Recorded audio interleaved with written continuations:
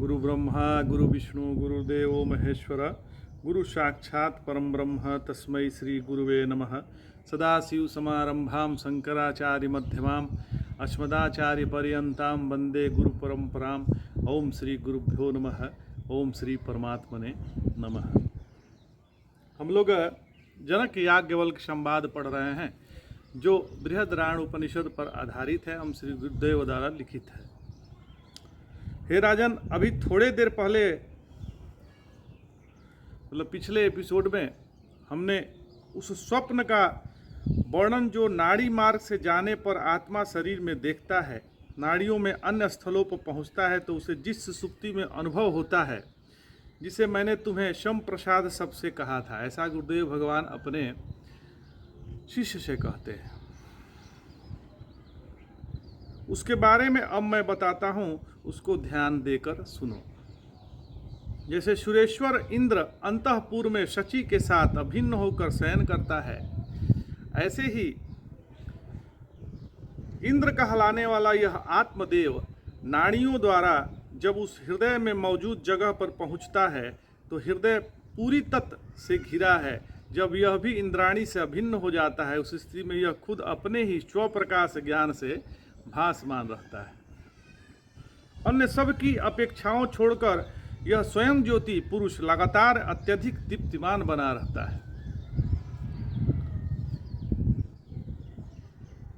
अन्य सबके, देखिए, श्रुति ने कहा है कि सुषुप्ति में आत्मा देव की तरह, राजा की तरह मैं ही यह सब हूं, ऐसा मानता है। देव शब्द स्वर्गस्थ सुरों की तरह द्योतान को भी कहा जाता है और राजा शब्द नरेश की तरह उसे भी कहते हैं। और राजा शब्द नरेश की तरह उसे भी कहता है जो बिना अन्न के सहारे दीप्त रहता है। तो सुषुप्ति में आत्मा दीप्त रहने के लिए कोई सहारा नहीं चाहता, वो तो स्वयं दीप्तिमान है। अतः उसे प्रसिद्ध देव और राजा की तरह कहा गया है, क्योंकि उसको दूसरे प्रकाश की जरूरत नहीं, वो स्वयं प्रकाशित है। जैसे सूर्य के प्रकाश से हम दिख रहे हैं आपको, वैसे आत्मदेव नहीं है, आत्मदेव स्वयं प्रकाशित है। जिसके प्रकाश से सूर्य प्रकाशित है वह आत्मदेव है। तो हे राजन, सुषुप्ति में मन समेत सारा विक्षेप विलीन हो जाता है। यह जो जितने संसार हैं, ये मन है, ये सब विक्षेप विलीन हो जाता है। अंधेरे सा ढकने वाला निजात्मा का ज्ञान भी अब अस्फुट सा प्रतीत होता है, क्योंकि मैं अज्ञानी हूँ ऐसा मनोवृत्ति रहते ही अज्ञान स्फुट होता है। और सुषुप्ति में मन ही नहीं तो ऐसी मनोवृत्ति भी नहीं, मन रहता नहीं है सुषुप्ति में। अतएव उस समय मैं कुछ नहीं जान रहा यह प्रतीति पता नहीं चलती, वरन स्मरण की उपपत्ति के लिए ही स्वीकारनी पड़ती है। उस दशा में जीव जब हृदय के भीतर जाकर वहाँ स्थित परमात्मा से तदात्म वाला हो जाता है, तब मुक्त की तरह हो जाता है। अब सब कुछ तो आत्मा ही जानता है, अनुभव करता है, वह विद्वान मुक्त कहलाता है।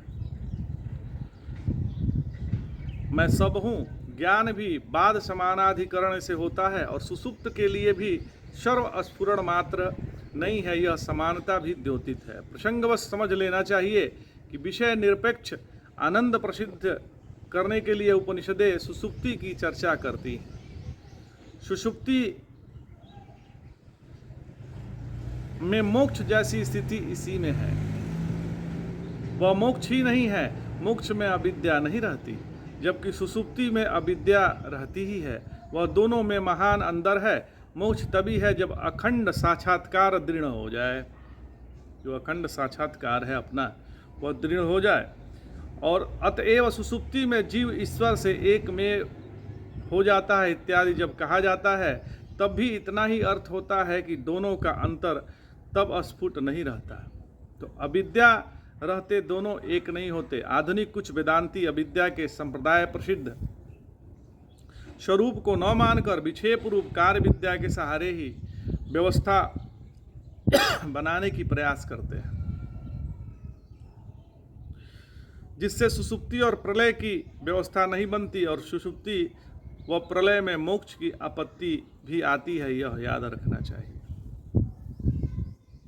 हे राजन, हृदय के भीतर जो स्वप्रकाश सुख है, जिसे वेदांतों में आकाश शब्द से भी निर्धारित किया है, वही आत्मा की प्राप्ति होने पर मिलता है, वही इस जीव का परलोक है, क्योंकि आत्म सापेक्ष अन्य सभी लोकों में उत्कृष्ट है। सबसे अधिक प्रत्यक्ष अद्वितीय आत्मदेव से अतिरिक्त कुछ नहीं है, जो शास्त्रों द्वारा अवलोकनीय हो, क्योंकि तदरिक्त सब मिथ्या है।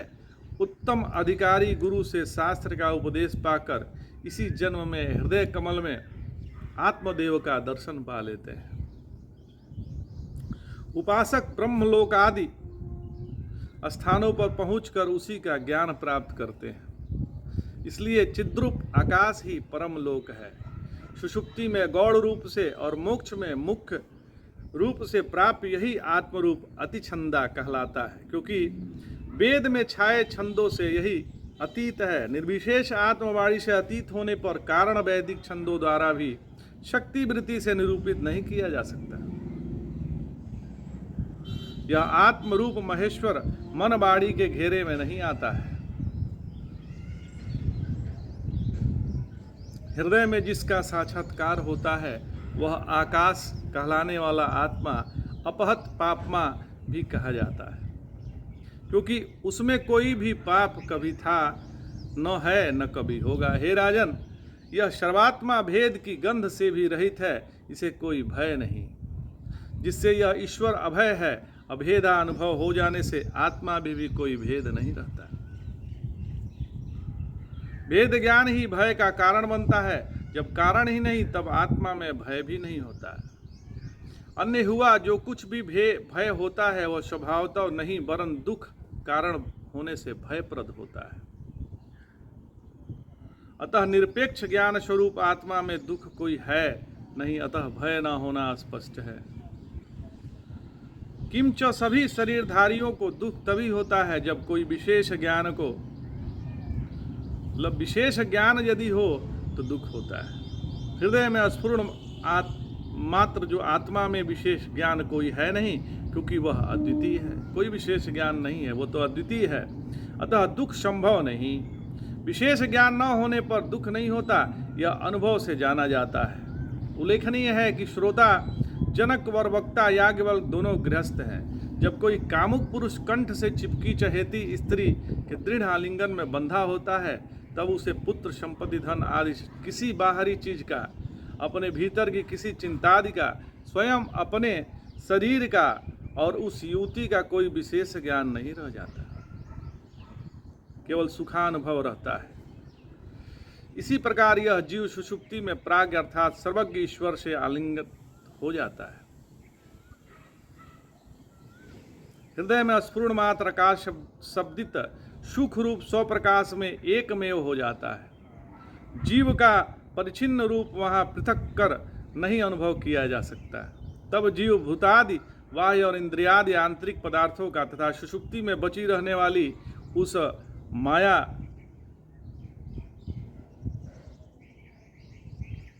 को नहीं जानता और न ही खुद को जान पाता है।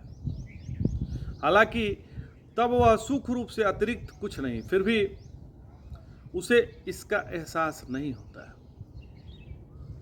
इंद्राणी के साथ शयन स्थान में इंद्र जब सुख प्राप्त करता है, उस समय जैसा कोई विशेष ज्ञान नहीं होता, वैसे ही किसी जीव को सुसुप्ति में नहीं होता है। हे राजन, सुसुप्ति का मोक्ष में मिलने वाला यह आत्मरूप ही आप्त काम भी है,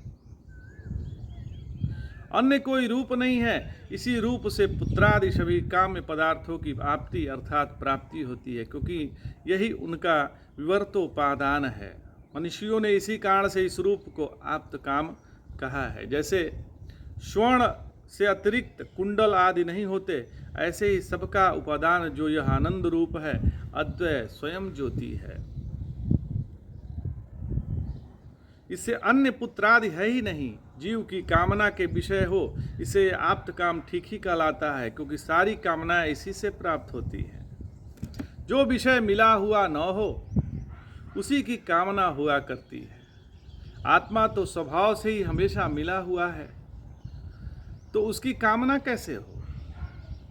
इसलिए आप्त काम आत्म काम रूप ही यह काम है। तो आज इतना ही।